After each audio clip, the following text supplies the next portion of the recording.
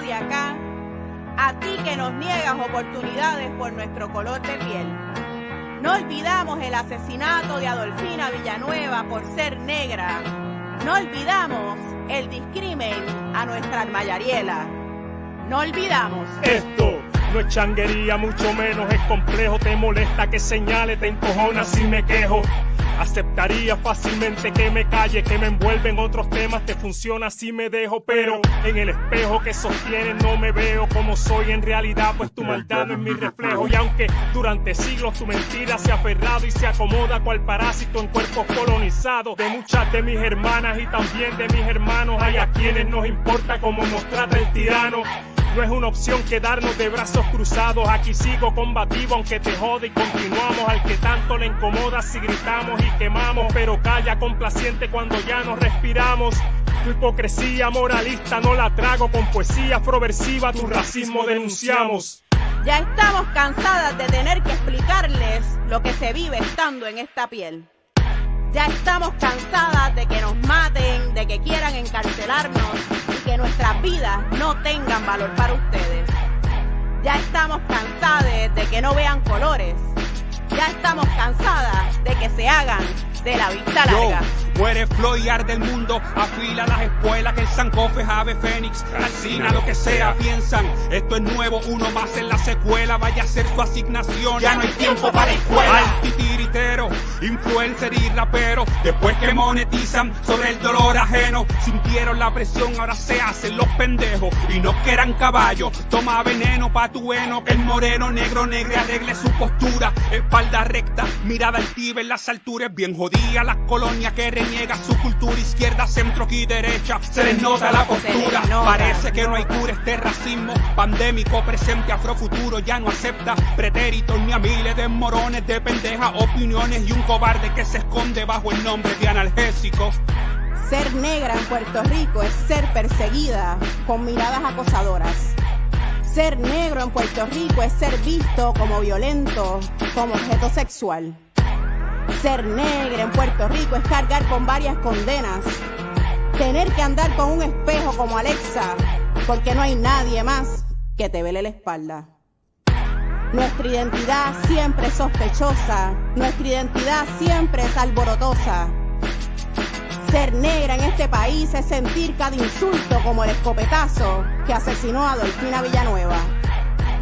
Ser negra es luchar con la amnesia colectiva. Seguimos cimarroneando, seguimos aquí, siempre juntos, siempre juntas, juntes, siempre en resistencia afroversiva.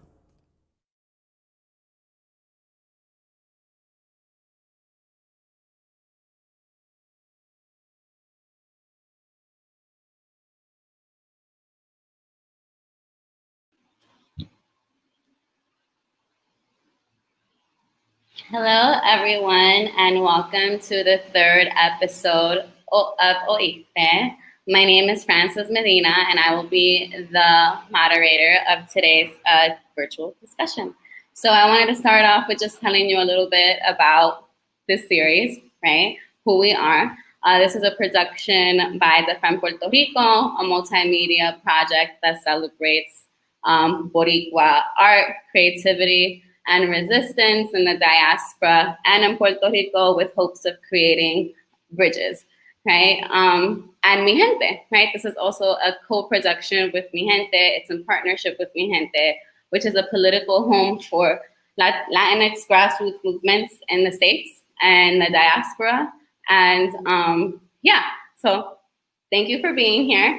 Tonight's episode of OITEH, which is basically a virtual space to connect organizer, activists, community organizers from the diaspora and Puerto Rico, and one space to talk about the intersectionality of the issues that we both care about. And today's episode is all about exploring the power of Boricuas here and in Puerto Rico, because I'm in Puerto Rico right now, and in the diaspora as we think of civic engagement, right, in civic spaces. So our guests today are people who are focused on increasing the Boricua civic engagement, right, in civic spaces. And so without further ado, I'd like them to come on board and tell us a little bit about themselves, because they will do more justice than I will do. So I would like to start off with Jasmin. Jasmin, are you there? Hi, Jasmin. How are you doing today? Hello. Hi. Can you hear me? Yep, we can hear you. Yeah. So Jasmin, can you tell us a little bit about who you are, your background, what your work is? Absolutely. My name is Jasmin Sánchez García, and I am in the diaspora. I'm from New York City. I am the Director of Community Engagement for Movimiento Victoria Ciudadana Diaspora. I'm also a board member of the Omega Phi Beta Foundation and a fellow of Movement School. I am currently the public housing field organizer for Congresswoman Alexandria Ocasio-Cortez, and I organize in public housing in New York City, which has 326 developments and over 600,000 residents. I myself am a resident of public housing, lifelong, born and raised, and still reside there. So I'm very passionate about the work I do, and I guess I can get into a little bit more of that as the show progresses. Thank you so much for being here. I know we're all, in different spaces right now and also involved in a lot of different things, so I appreciate your time. And today, desde Puerto Rico, we have Natalie from Proyecto 85. I'd love for you to introduce yourself, tell us a little bit about who you are, your background, and the work that you do aquí en Puerto Rico.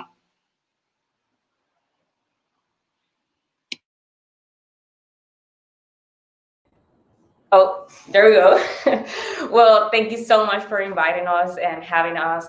It's so important to talk about Boricua power in the island and in the diaspora. So I'm super excited to be here with you all. I'm Natalie Caraballo, and I am co-founder and executive director of Proyecto 85, which is a nonpartisan nonprofit organization that catalyzes women's political participation in the island as public elected officials.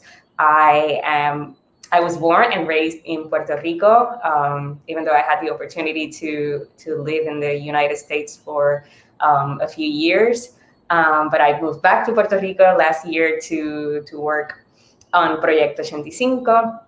And I am also a proud member of the board of directors of Mentes Puertorriqueñas en Acción, which is a nonprofit that works with the youth empowerment, and it's like a movement from young people to young people. So excited to be here and to talk about our power. I'm super excited to have you guys both here. I think one of my favorite things about these interactions is that in every episode we have people from the diaspora and people from Puerto Rico, right? And it's really a space where we could just, chit chat about the issues and the topics that we care about, ¿verdad? And I think this whole idea of talk about people power, right? I mean, it's a big, when you think about people power, it seems like this really big concept, right? But I mean, for us, from our lived experiences, we can break it down to mean very particular things. So I wanted to start off this dialogue with I, ¿verdad? And I also would like to say, which I almost forgot, this entire conversation will be in English. We are in the process of transcribing and also translating parts of the other OITEHs, and we'll do the same for this to make it available on our websites.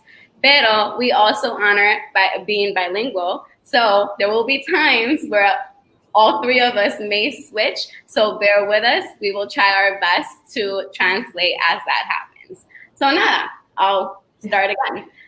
So para empezar, yo quería hablar de eso, right? I want to talk about people power. What does that mean to you, right? In particular, right? When you hear about that. But before we get there, how did you get into the work that you're doing? How did you get into the field work that you're doing and the projects that you're working on right now?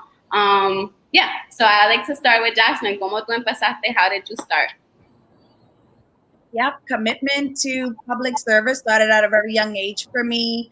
At the age of 11, my grandmother would take me to her face-to-face meetings because I spoke English, and really getting to see how they treated her and people like her and like us got me really upset. And I didn't know how to vocalize myself, my anger, the experiences. But as I got older, at 14, I started noticing at my first job that this was something that was systemic, that our families, and something that I always want to mention, and I try to carve it into my dialogue, is that the misconception is that people left Puerto Rico because they just wanted to leave. And the reality is that our families left Puerto Rico because the government failed them. They came to the States to find opportunities for education, housing, healthcare, employment. And, they sacrificed a lot, leaving an island, their home, to come to a place where they didn't receive the resources or, the tools needed to be successful. But they stood here because they envisioned what it can be like for us, like their kids or their grandkids, to be in the United States and have all of these opportunities. And when I started really processing what that looked like at the age of 14, my head was blowing up and my tummy got all fiery, because I'm just we need to start speaking about this and we need to start organizing around this. And I worked at the local boys club. We were able to organize our communities just in little things for education reform, or just to get folks, around housing issues. And I'm this is successful, having young people really take charge and lead these initiatives. What else can we do? And when I got to Stony Brook University, I started learning more and being, immersed directly in Puerto Rican history and Latin American, history and organizing, and just understanding the disconnect of the folks that are here in the diaspora and the folks on the island, which is something that's created. I was in Puerto Rico 3 weeks ago, and I did not feel a disconnect at all. But, this is kind of what got me into the work, is just really seeing that our communities were not treated fairly. And I felt that, we needed to organize, strategize, and then mobilize our communities. And I think that we're at a time right now, and this is what's inspired me, that we are in a time where we can actually start speaking about our human rights violations, the fact that we do not have proper, adequate housing, and we do not have education the way that it's supposed to be. Our schools are not invested in, right? So all of that stuff has ignited this fire in me, and I've been organizing on the ground, and I've been super inspired to continue this work, not just here in New York City, but also in Puerto Rico. Amazing. I love that. I feel what you said is super important. I think a lot of where my activism also started was in my living room, with seeing the lack of access to tools and education that my mother had, to understanding, how to navigate certain structures and certain systems, how to navigate voting, right?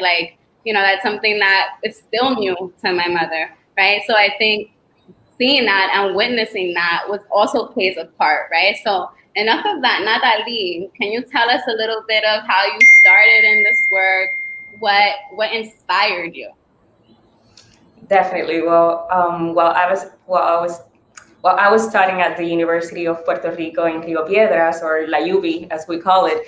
I started studying public relations, and later on I was just a presenta, and I wanted to know more about our political system. And I took a class of Puerto Rican political system, and I was so in love with it that I added a second concentration on political science. And at the time, I took a lot of classes, and I took classes about U.S. history and U.S. political system, and I was so in love with it. I know it's crazy that to say that, yeah, I am so in love with politics, but that was it for me. And I was I want to do an internship in the United States, and I got accepted in the Córdoba and Fernos congressional program in 2016. So I moved to Washington, D.C. to intern at the communications office of then Senator Harry Reid.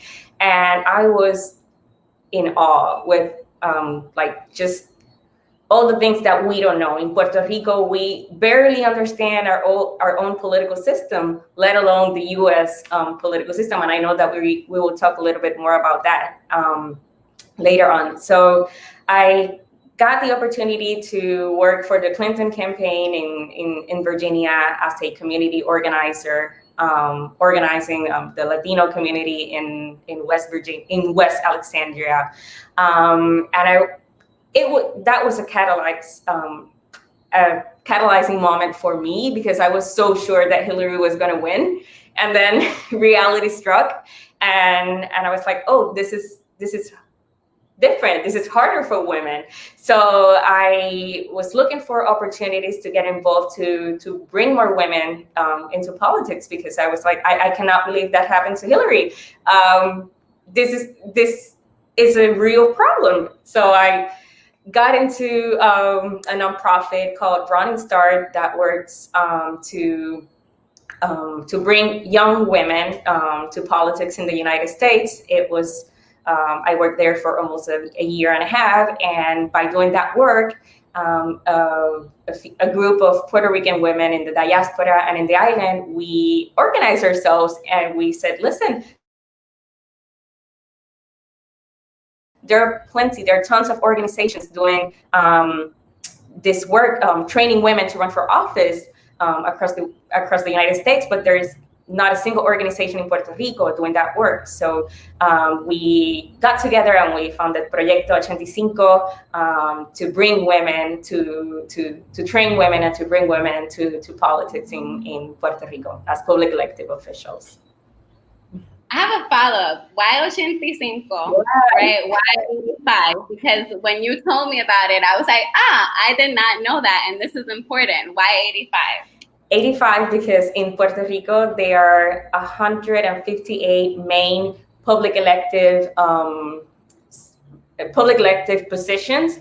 And in order to reach gender parity, women should occupy at least 85 out of the main 158 positions. But right now, women occupy just 23 of those main positions. So we are totally underrepresented, and we definitely need more women to run, to lead, and to win. And that is super important, right? Like, I mean, for me, I was like, oh, why 85? That's super interesting. And when I heard that, I was like, that's targeted. That is a goal. That is a goal, a very specific goal and a mission that you guys set yourself on. So that brings me perfectly into people power, ¿verdad? When you hear people power, because I think that all of us who like to say that we are social justice activists or organizer or allies or supporters, we all have an entry point, right? What was that entry point for you in understanding what your power was, right? What does that mean to you, ¿verdad? And then I'd like to know, like, you know, like, why is it important for people to recognize that you can start anywhere, ¿verdad? So, no sé quién quiere empezar, who wants to start before I call on you?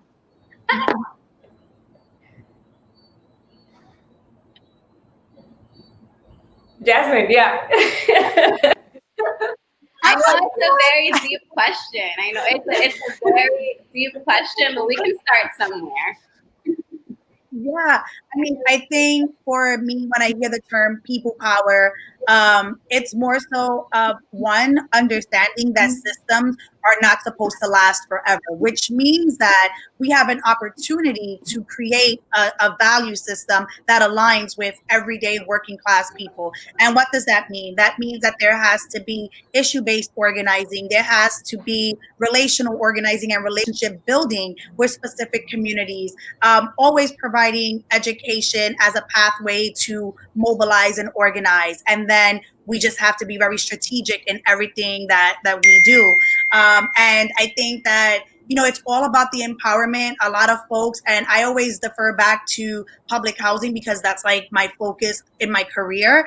And it's like some folks feel that they just deserve what they get and that this is how things are. But we also have to go in there and understand that that's the mindset sometimes that we are going to receive, and we meet people where they are. And then we start to let them know that this is not what they deserve. And we do these series with them. But obviously, it's not for us to go in and co-opt a movement, right? We want the people to be engaged, the people to be empowered, and have them eventually start leading these initiatives themselves, which is how I was introduced to more so of the organizing.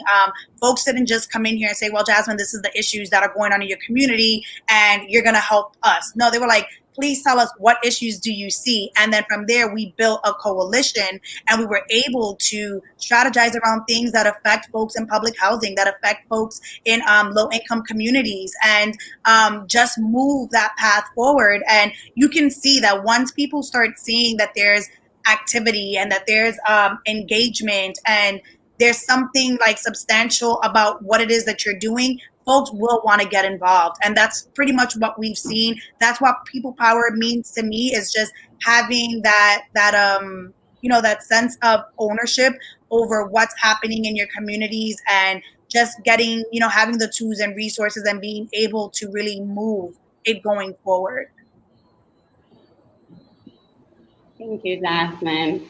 For you, on a personal note, like what is it when you first started in this, what was the first moment that you noticed that you had some sort of like power, right, in what you were doing in your work? It had to have been when I took the Public Housing Authority to court and actually won the case. And I'm not an attorney, right? But I knew that everything has to be documented, that I needed to be educated. I always feel that if you're going to be in a space, then you have to master that space. You can't just say, I'm just going to do this. Like, you need to know every single thing about the space that you're entering and organizing in.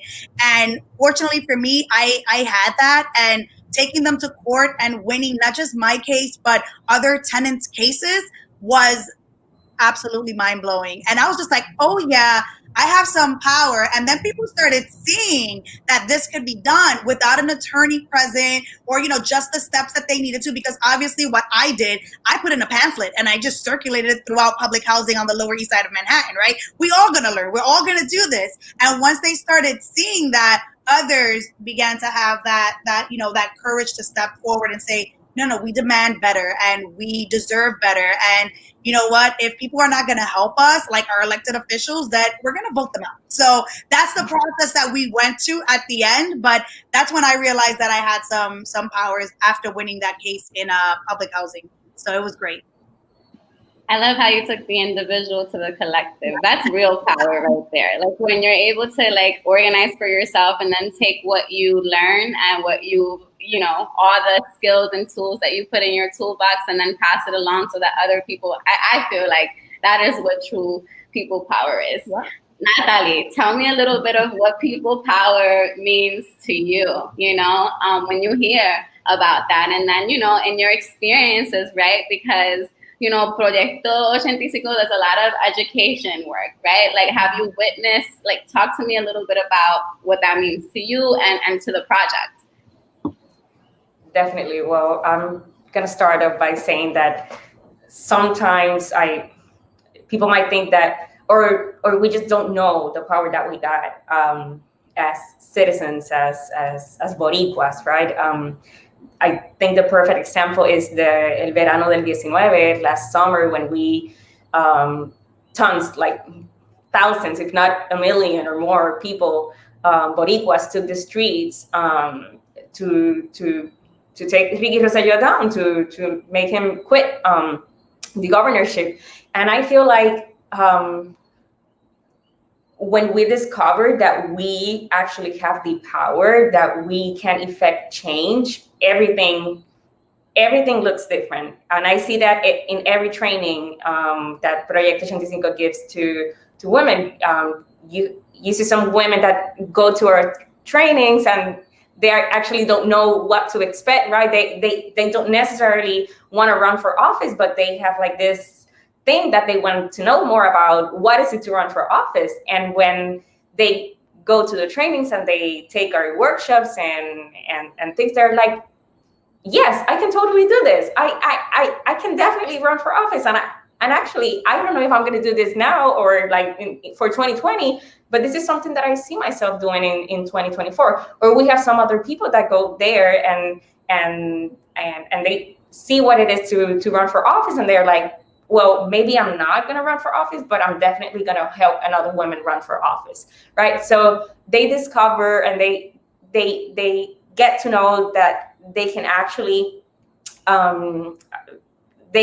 take active part of our politics, of our day-to-day political spaces. So I feel like that's our power, that we have to know that we actually have the power, that we don't need, at least when we talk about running for office, a lot of people say, well, you must have like a family that has been involved in politics for a long time or so. But actually, no, I don't have any family that is a politician or so. I don't have any big last names or anything. But as a citizen, I was like, yes, I can do this, and I can help people get into politics, and I can get into politics myself. So that's our power.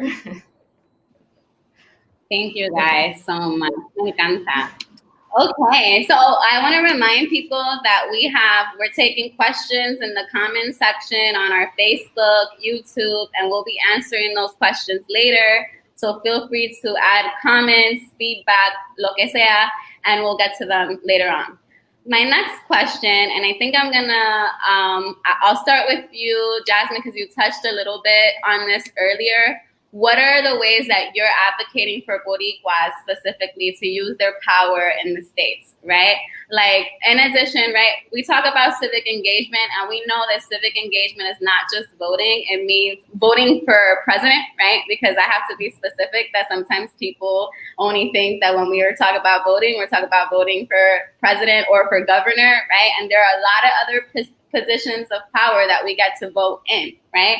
So I'd like to know, what are the ways that you're advocating right now so that people, our audience, know, right? And then how can our participation, as Boricuas in the diaspora, have an impact? Yeah, so some of the things that I have been working on, one of them was Boricuas con Bernie. And it was really getting folks organized around, Puerto Rican communities organized around Bernie Sanders' campaign in 2016 and also now in 2020. And just to really hear and, what folks, their thoughts were in regards to what the needs in Puerto Rico are. And I just visited the island, so I got my own glimpse of that, but just hearing what some folks were saying, and then taking what they were saying and really applying it super hyper locally, because we do have, and I'm sorry I don't have this map, but we do have pockets of highly concentrated areas in the United States. Every state has Puerto Ricanos in them, right? But there are some places that have a higher rate of Puerto Ricans. New York City used to be the most, right? Florida beat us just recently. So it's really strategizing around what that looks like, and having folks know that they do have power, but that comes in phases, right? The first thing is political education that we need to have, and civic education doesn't always come so easily when folks are just coming over. And, one thing that has to be highlighted, and something that I learned, is that the political system in Puerto Rico is very different from the political system here in the United States. And folks can't vote for the president and the generals in Puerto Rico, right? So having them understand that they can do so here is something that we have to speak about, right? We also have to speak about the fact that there are two parties here. Like, you're a Democrat, you're a Republican, and just educating around those things, right? And if that's not happening, then we see that there's going to be low turnout in votes, right? But it all comes with education, and I think that that's something that we've been working on the last 2 years to kind of develop. And with the increase of Puerto Ricanos that are coming to live in the United States, it has to be a focus point. It has to be a focus point for nonprofit organizations, and it also has to be a focus point not to be used by candidates to gain the Latino Boricua vote, but to actually have a platform that benefits Puerto Ricanos on the island, because they have no representation, they don't have a vote, but also on the island as here. And that has been something that has never happened. I have to say, although we have champions, we still don't see that reflected. Like, you can fight, for Puerto Rico, but then where are the policies that you set in place to make sure that we have the things that we need, right? And that's how we have to go about when it comes to like educating, mobilizing, right? I like that word, mobilizing folks. But other things that we've been able to do is really get folks that are in the diaspora, that were born in the diaspora, the Zoomers, some of the millennials that don't understand like Puerto Rican history. It's not taught here. From what I'm told, it's not taught in education in Puerto Rico either, right? So we have like book clubs about Puerto Rican history, and we want to make sure that they understand that that there's education out there that they should have, and that we can build on what that education looks like. So that actually started the last week. Actually, the next book club we're doing is in late November, and we are just organizing in solidarity. Like Natalie mentioned, Verano de 2019, right? Y'all were out there. We saw it. We took to Union Square. We went down to everywhere. Like, we were in Virginia. Like, folks were coming up to, from Philly. Like, we were really standing in solidarity. And I think that when they see that there is that connection between the island and between the diaspora, then there's really no dividing us. And that's what they've capitalized on for a really, really long time. We've seen this with core examples in Maria. When the hurricane hit, we went bonkers over here. Like, the fact that there was no way for us to get there, contact anyone over there. We couldn't get supplies. Some of us, I myself, jumped on a flight and was out there to help, as well as other people that I know from the diaspora, because we were just like, we need to be a part of this. And if we're going to say that we want to fight for Puerto Rico, it's not just saying it. You can't just say this facade, like, I'm going to fight for Puerto Rico. No, what are you doing?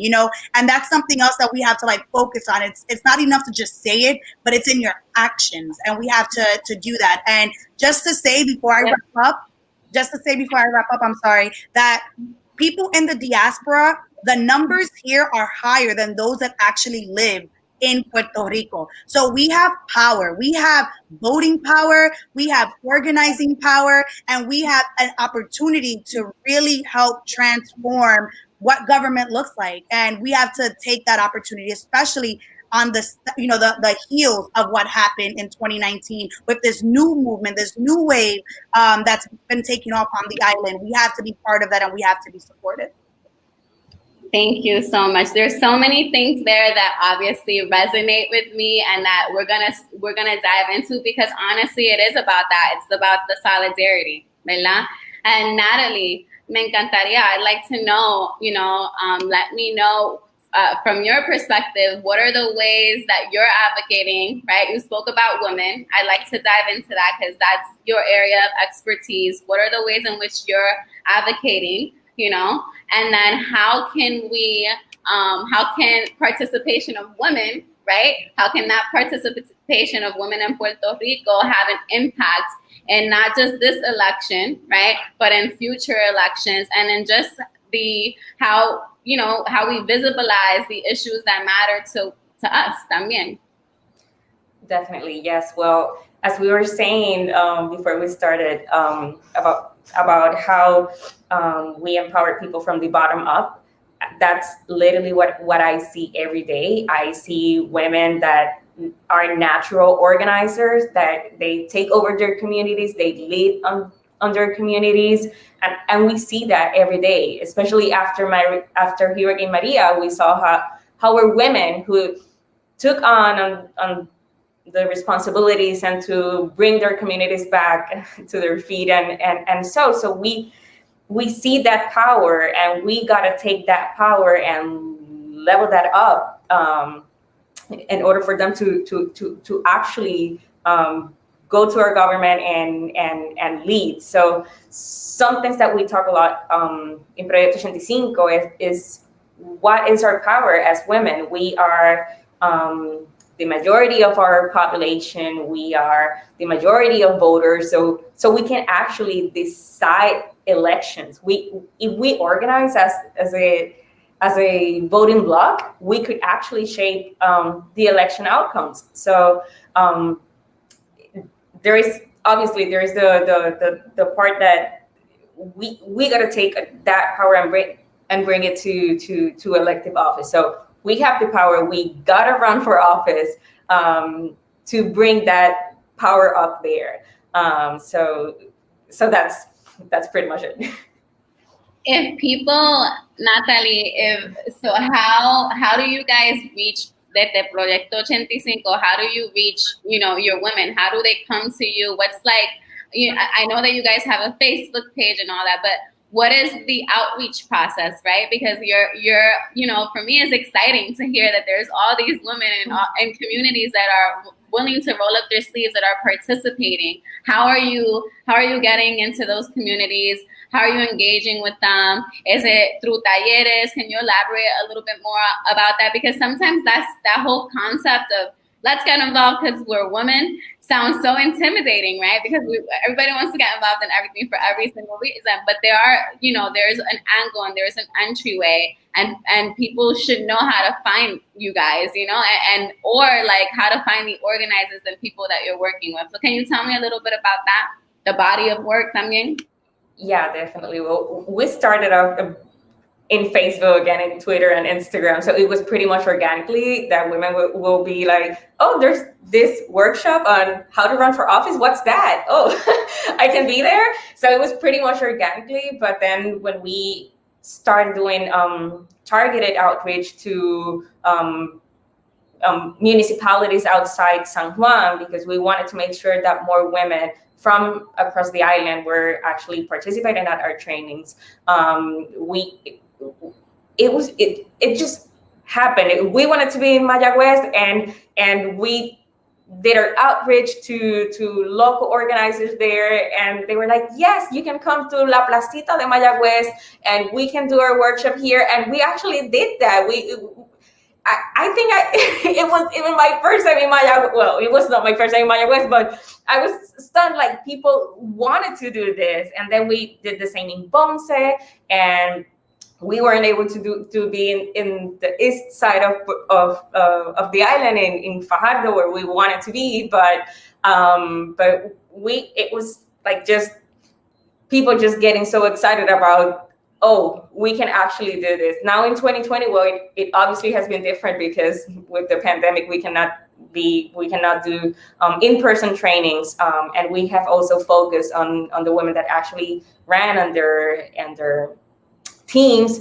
But yeah, I can say that it was pretty much organically, but now women know about us, and they know that if they want to know stuff about women in politics in Puerto Rico, it's Proyecto 85 is the way to go.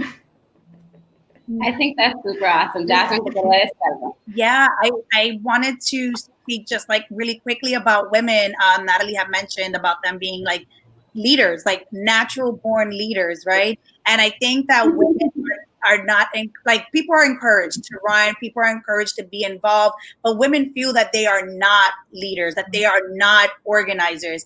And one takeaway that I think that if they hear like this and we share this, is that they understand that they are natural born leaders and organizers. They organize their households, they lead their households, they are leaders in their parent associations in schools, they organize like amongst, other parents. Like, this is something that's innate within them that they can actually do, right? And being able to organize a community is just the same thing, the same way that they do it. Being able to, who else than a mom or like a woman would know like the situations, the day-to-day struggles that women face, like, you know what I mean? And if there's not ample representation, then they're going to still be in those conditions. So it's just getting them to understand, like, you are a leader. you can do this, and being behind them. And they also feel that there's money attached, right? You need to have money to run in politics. That is not true. You need to have people power. And if you have a base of other women, a base of supporters, you can get it done. And if you're not successful the first time, then you wait and you run again, but you still build that up with the support of the grassroots movement that you have. So I just wanted to come in there.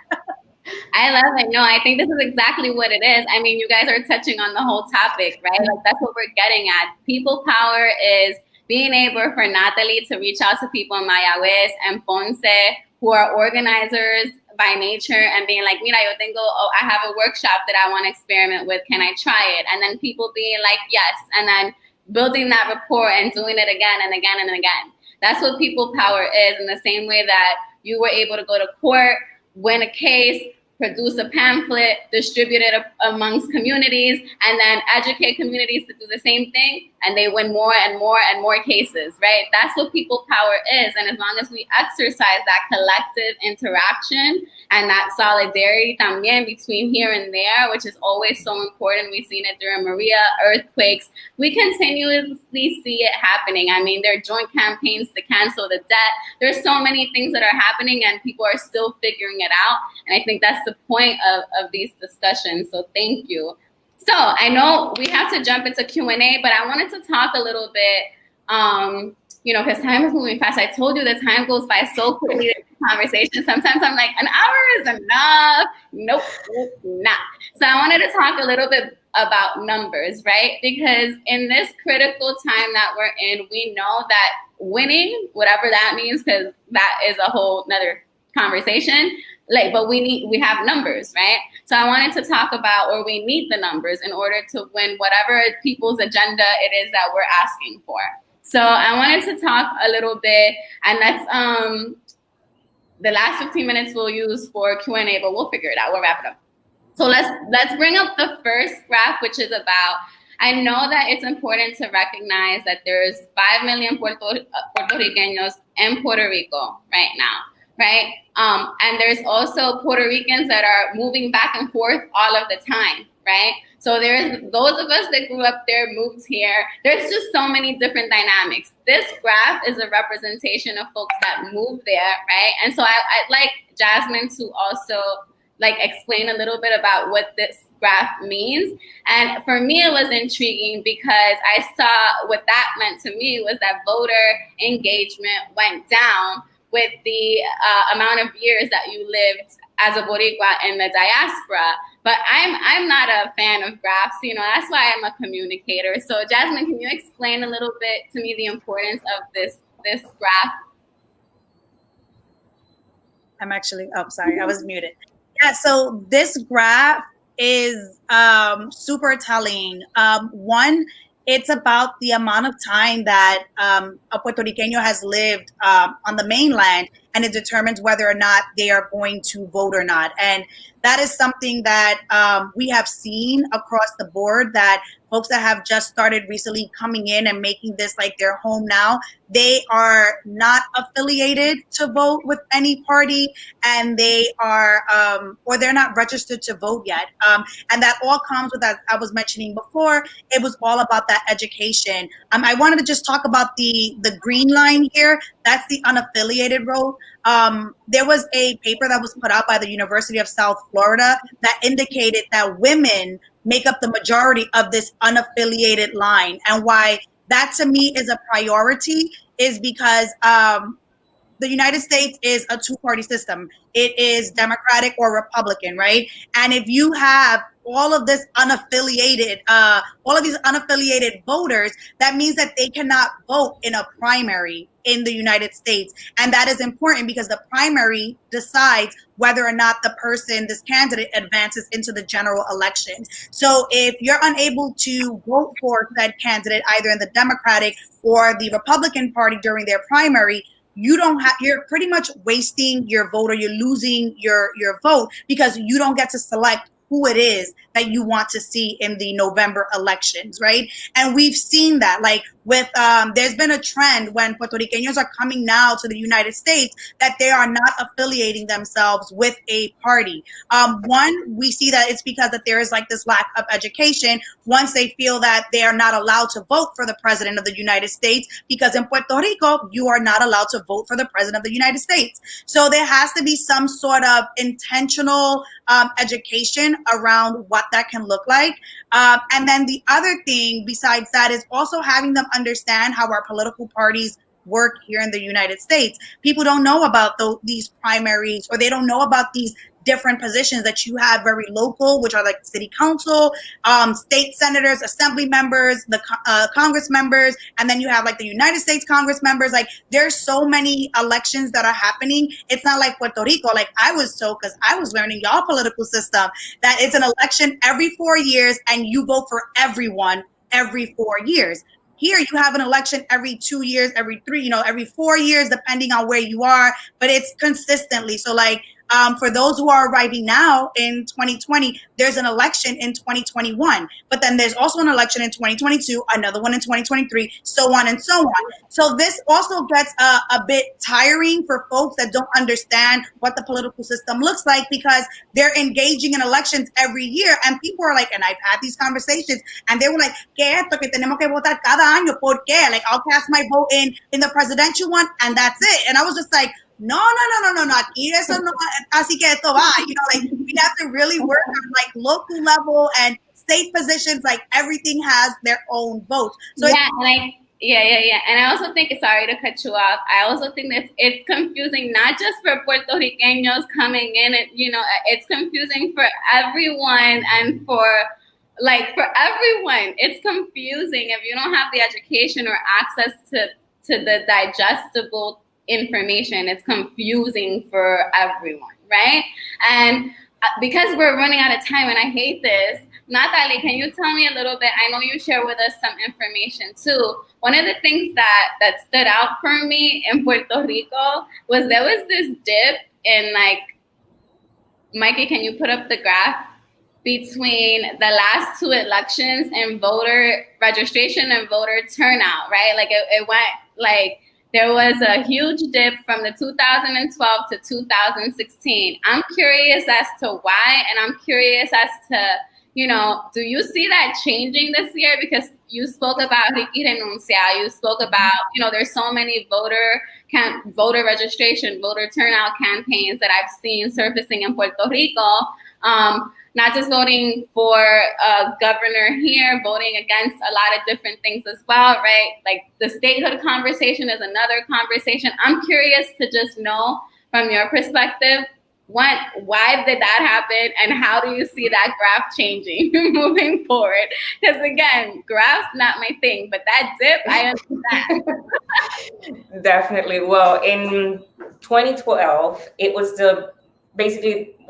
as Jasmin said, in Puerto Rico, we vote every 4 years. So in 2012, we saw 78% of people able to vote. Somehow our state election commission, they put the data on people able to vote and not necessarily people actually registered to vote. But so I'm going to talk about people able to vote here. But we saw a huge decrease on voting turnout from 2012 to 2016. In 2016, only 56% of people able to vote actually voted. And of course, there's like just this huge discontent with our government, with our public elected officials, with just everything that's going on in the island. But going back to El Verano del 19, I think it was such an important moment for us to see that we can actually effect change if we actually go out and vote. So even though for 2020, the numbers are still down, in 2016, there were 2.8 million people able to vote in the island. In 2020, we got 2.5 million of people able to vote. And of course, it corresponds because we have seen such a decrease in our population because so many people are fleeing to the United States, basically. But we saw that almost 120K young folks, and the majority, actively went out and got registered to vote. That's something that usually doesn't happen in Puerto Rico. We have the State Election Commission, or the Comisión Estatal de Elecciones, which is supposed to do a lot of activities and actually reach out people and get them registered to vote. But this year has been very different. They have actually not been that active getting people registered to vote, but we saw people mobilizing and actually going to the State Election Commission to get registered to vote. So we are thinking that we might gonna see a little bit of increase in voting turnout in the, well, next Tuesday. Next Tuesday, yes. So let's see. I'm like cautiously optimistic on this. Yep, I think you said something really important there. I think the distrust in the government, I think in Puerto Rico and also in the diaspora has been something that it's hit or miss. It'll either motivate people to vote or it will unmotivate people to vote. And I think in 2016 there was just like that. There was literal no trust. But then pasó lo del verano, the Ricky renuncia, and I feel like people started being interested. But that's an assumption that I'm making in a generalization, but I'm hoping the same, right? We're at 8:51. I know this is a lot. I wish we could talk a little bit more or all night. I have one last question. Let's make it quick. And before we jump into the audience, and audience, ask away. If you have any questions, now is your time. We'll pull them in. So I would like to know, how can people get involved right now, right? And I want it from like a grassroots level, right? Like if I was a young person, like in my neighborhood, and I saw a flyer and I was 18 years old, and obviously like there's some registration deadlines that passed, we know that, but hypothetically speaking, I still had time. What would you tell that young person? Because a lot of the times, I've worked with a lot of young people and they have no idea, or they're intimidated or afraid, even older people, right? But if that were the scenario, what would be your advice? What would you tell people who just don't know where to even start? Like they could be the same for a protest, right? Doesn't have to be for going out to vote. But what's your advice to people who want to and Natalie, let's start with you. What's your advice? Well, this is actually a real story. I am from Sidra. It's a municipality in the center of the island. And since Hurricane Maria, el reciclaje, the system to take our recycled stuff, and they have not gone a single day in Sidra. And I was talking with my prima, and she was like, she wanted to do something, but she had no idea what to do. And she studied geography, and she has like this organization in the university where they do this recycle thing. And I was like, just get your organization, your people. You can go to our local government in Sidra, and you can talk to them about why they're not recycling in Sidra after Hurricane Maria. And they actually did. And that was such an example of, okay, if you care about something, you can actually do something with the resources that you have around. So yes, it is about going out to a protest. It is about just getting your folks pumped about just organizing your local group, your local organization. But it's so important to bring that power up to political power. So yes, that would be my advice. You have the resources that you need to get involved in our political system and in your community and in the big decisions of our island. Jasmin, thank you, Natalie. Yep, it's similar to what Natalie said, right?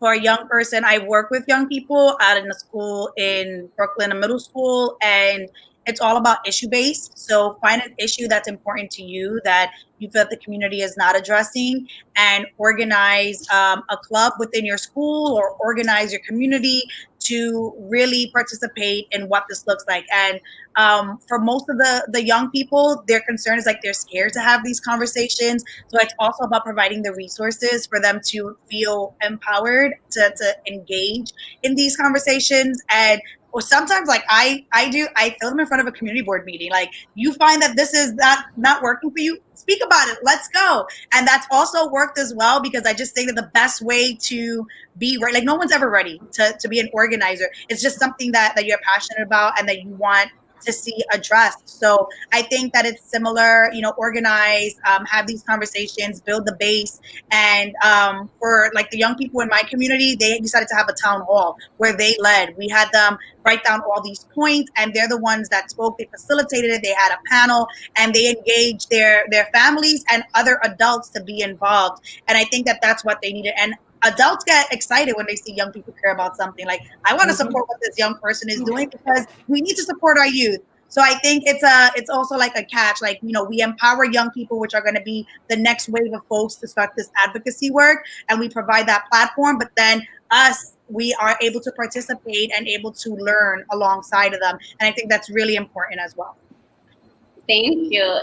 I think that's it, right? I think it's all about us finding ways to also look for the people, right? Like, those of us who do have tools or can find tools, because we don't know it all, but have access to resources, have access to these things. It's also our responsibility to find people who want to do this work, because a lot of the times, like, I didn't know if it wasn't for the nonprofit that pretty much raised me, I wouldn't have known about how to get involved in these things, right? And they came looking for me, legit. They came looking for my sisters, they went into the schools, right?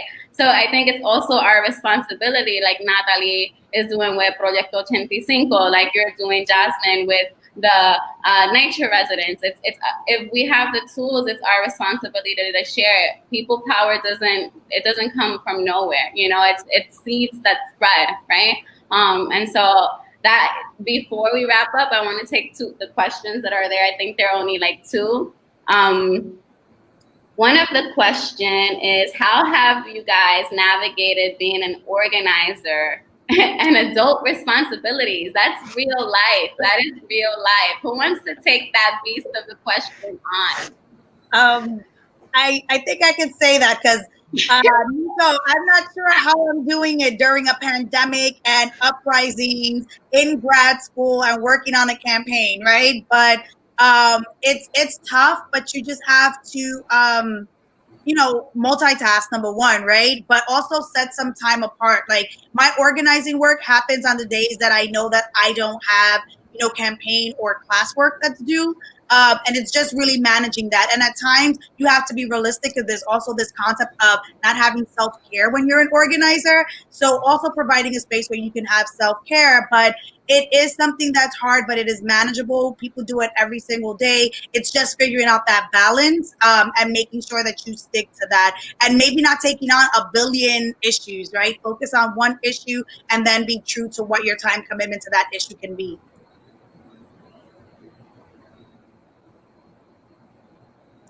You're muted. Yeah, we cannot hear you. Natalie, do you want to add to that?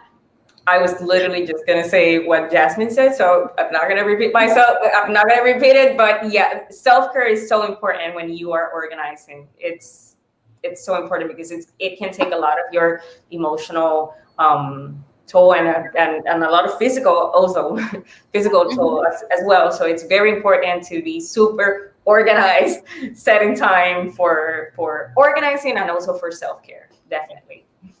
There's one last question. It's 8:59. I think it's important to address this before I literally pass the mic to you guys, to let people know how they can follow your work, hashtags, handles, websites, all that. This question is important, and it's important because the answer is like, I can answer it too, but I want you guys to answer it.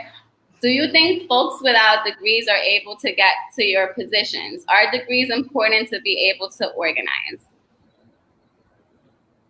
And I'm assuming they're talking about college degrees. You know, my general question is no, you do not need a degree to organize. That is not a qualification or a necessity. But I'd like you girls to also, or you ladies to respond to that if you want to as well. Yeah, you don't need a degree to organize. Actually, when I hire people, I don't just look for a degree, because a degree is just a paper. It gives you that, it doesn't give you that lived experience. And for me, the lived experience is more valuable than the fact that you have a bachelor's or a master's degree.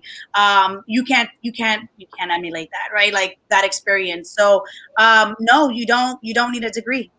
No, you just have to be passionate, hardworking, a team player, and just, want to do the good work and advocate for people. Perfect. Natalie, do you want to add, or I don't know. I feel like we're all in the same page there. Yeah. I was just going to say that some people think when we talk about how to run for office, they think that you must be a lawyer in order to be an elected official. And we're like, literally, our Constitution doesn't say that at all. You don't need a degree to run for office. Obviously, experience is good, but we do not need the same type of just lawyers or just I don't know. I'm gonna stick to lawyers.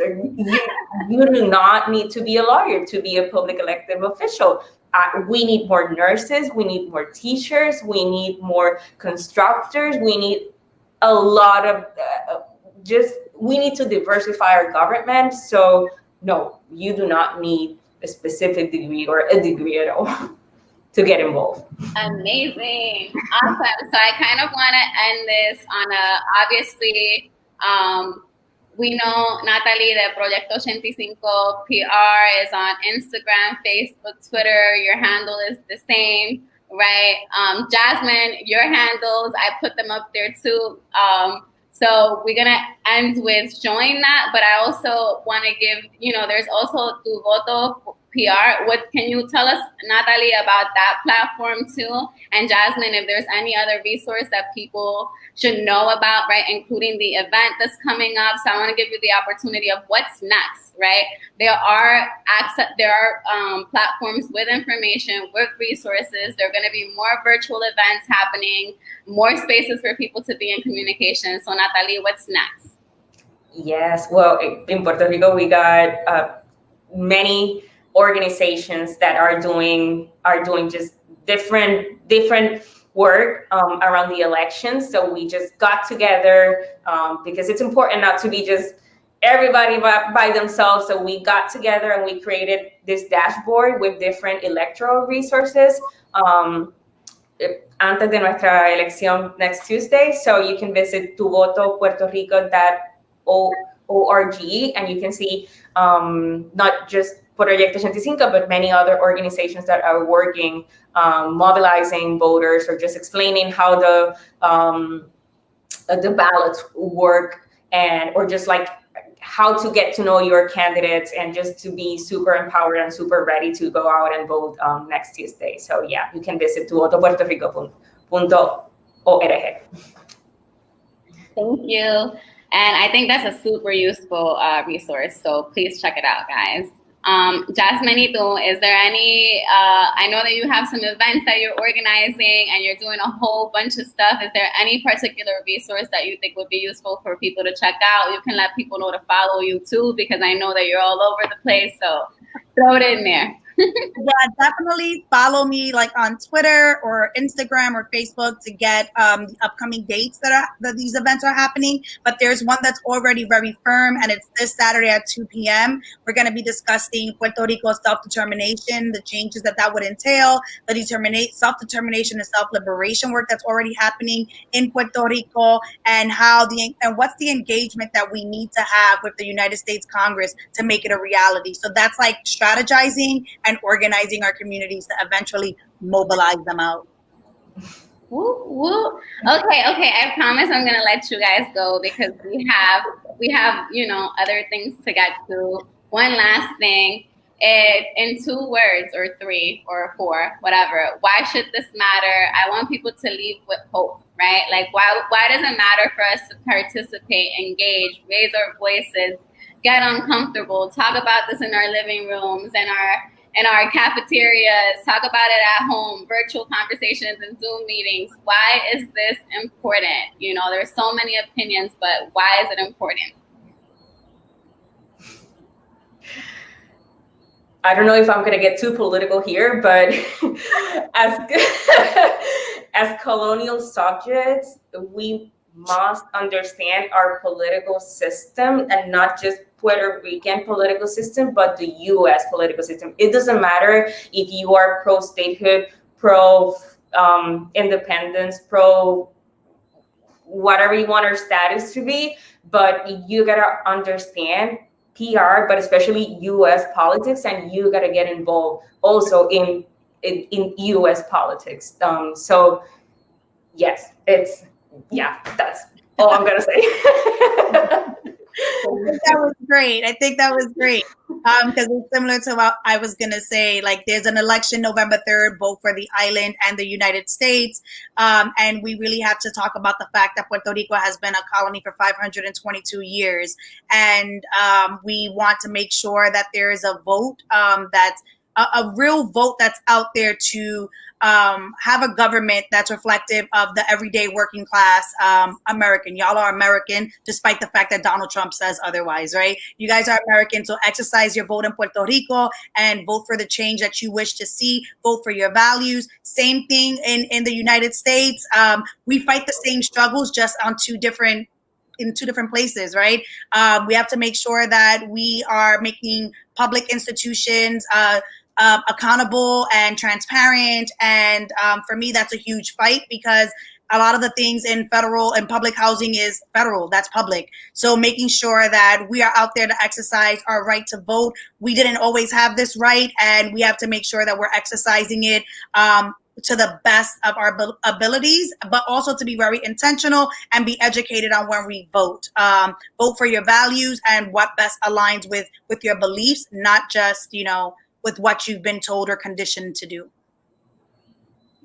Thank you, ladies, for joining us today.